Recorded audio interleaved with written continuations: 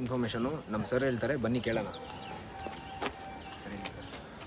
So BNYS ಆದಮೇಲೆ ನೀವು ಡಾಕ್ಟರಾಗಿ practice ಮಾಡ್ಬೋದು, ನಿಮ್ಮ ಓನ್ ಕ್ಲಿನಿಕ್ ಸೆಟಪ್ ಮಾಡ್ಕೋಬೋದು, ಅಥವಾ ಕಾಲೇಜಸಲ್ಲಿ ಲೆಕ್ಚರರ್ ಆಗಿ ಸೇರ್ಕೋಬೋದು, ಅಥವಾ ಕ್ರೂಸ್ ಮತ್ತು ವೆಲ್ನೆಸ್ ಸೆಕ್ಟ್ರಲ್ಲಿ ನಿಮಗೆ ಒಳ್ಳೆ ಸ್ಕೋಪ್ ಇರುತ್ತೆ BNYS ಆದಮೇಲೆ.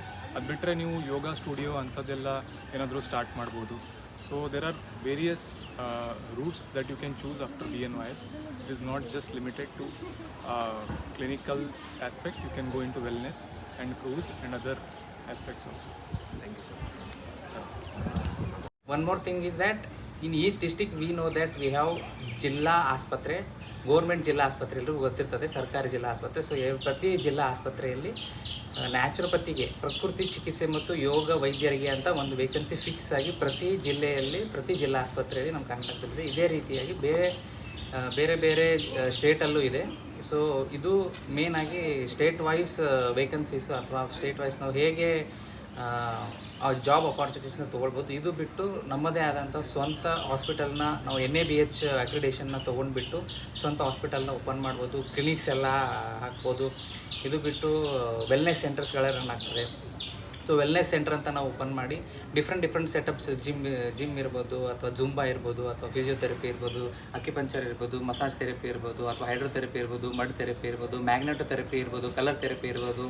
ಸೊ ಈ ಥರ ಡಿಫ್ರೆಂಟ್ ಟ್ರೀಟ್ಮೆಂಟ್ ಮಾಡಾಲಿಟೀಸ್ ಸೆಟಪ್ನ ಹಾಕ್ಕೊಂಡು ನಾವು ಪ್ರಿವೆಂಟಿವ್ ಮೆಡಿಸಿನ್ ಆಗಿ ನಾವು ಸೊಸೈಟಿಗೆ, ಪಬ್ಲಿಕ್ಕಿಗೆ ನಾವು ಸರ್ವ್ ಮಾಡ್ಬೋದು. ಇವಾಗಿನ ಒಂದು ಅಲೋಪತಿ ಮೆಡಿಕೇಷನ್ಸ್ ಏನಿರ್ತದೆ, ನಾವು ಇಂಗ್ಲೀಷ್ ಮೆಡಿಸಿನ್ ಅಂತ ಏನು ಹೇಳ್ತೀವಿ, ಸೊ ಅದರಿಂದ ಸುಮಾರು ಜನ ಲಾಂಗ್ ಟರ್ಮ್ ತೊಗೊಳ್ಳುವಾಗ ಅದಕ್ಕೆ ಸೈಡ್ ಎಫೆಕ್ಟ್ಸ್ ಅಂತ ಇದ್ದೇ ಇರ್ತದೆ. ಸೊ ಇದು ನಮ್ಮದು ನ್ಯಾಚುರೋಪತಿ, ಪ್ರಕೃತಿ ಚಿಕಿತ್ಸೆ ಮತ್ತು ಯೋಗ ಅನ್ನೋದು ಒಂದು ಪ್ರಿವೆಂಟಿವ್ ಮೆಡಿಸಿನ್ ಆಗಿರೋದ್ರಿಂದ it will help in preventing the disease as well as promotion of the health.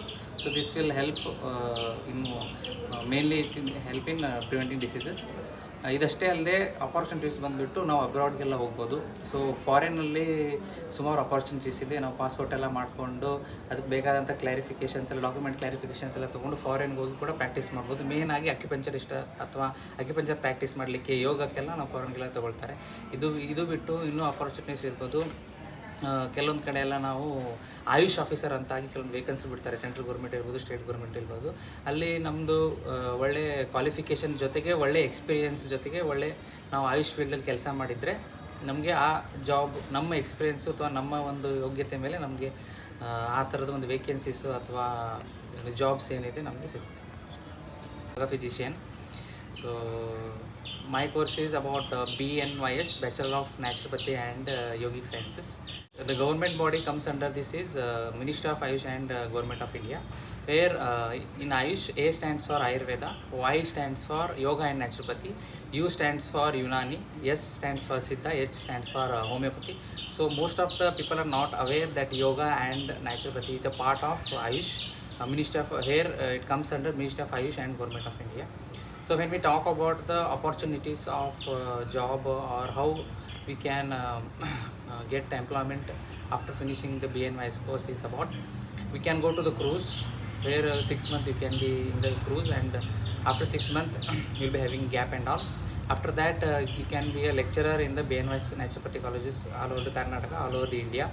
And apart from this, after finishing MD, we have MD also. After finishing MD, you can be assistant professor, and you will get the different stages. After assistant professor, associate professor, then you can be professor, then after that principal also.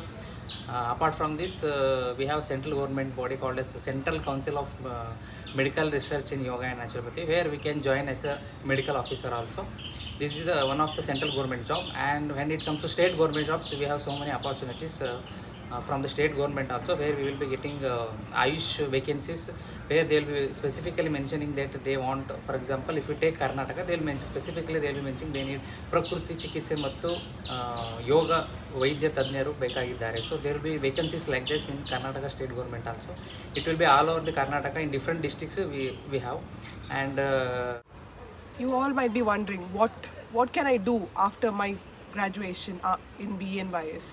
So the many options that we have are, once you're done, if you're interested in education or you want to become a teacher, you can join in colleges as lecturers, assistant professors, or even a research guide.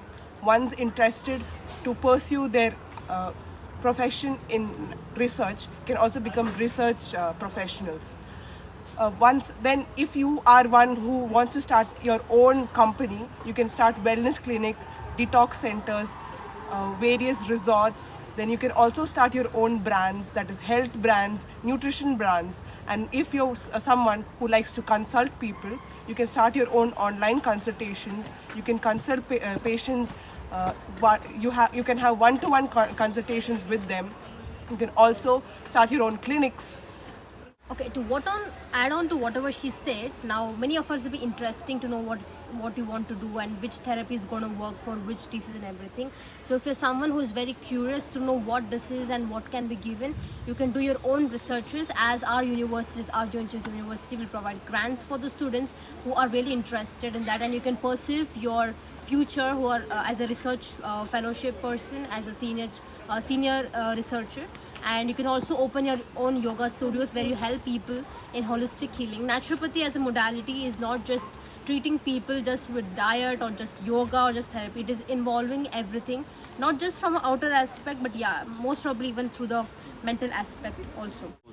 ಅಥವಾ cruise ಮತ್ತು wellness ಸೆಕ್ಟ್ರಲ್ಲಿ ನಿಮಗೆ ಒಳ್ಳೆ scope ಇರುತ್ತೆ BNYS ಆದಮೇಲೆ.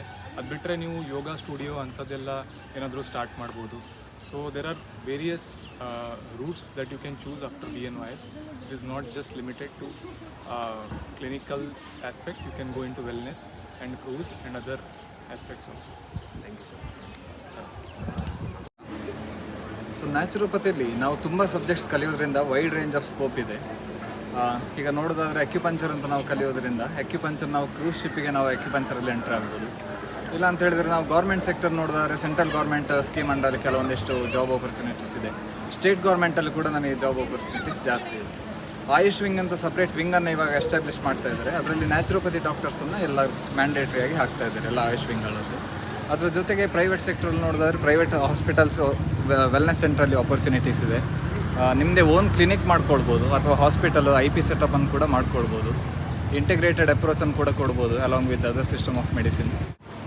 ಅದರ ಜೊತೆಗೆ research opportunities ಕೂಡ ಇದೆ. ಹೈಯರ್ ಎಜುಕೇಷನ್ MD 3 years ಮಾಡಿಕೊಂಡು ರಿಸರ್ಚ್ ಫೀಲ್ಡಿಗೆ ಕೂಡ ಎಂಟರ್ ಆಗ್ಬೋದು.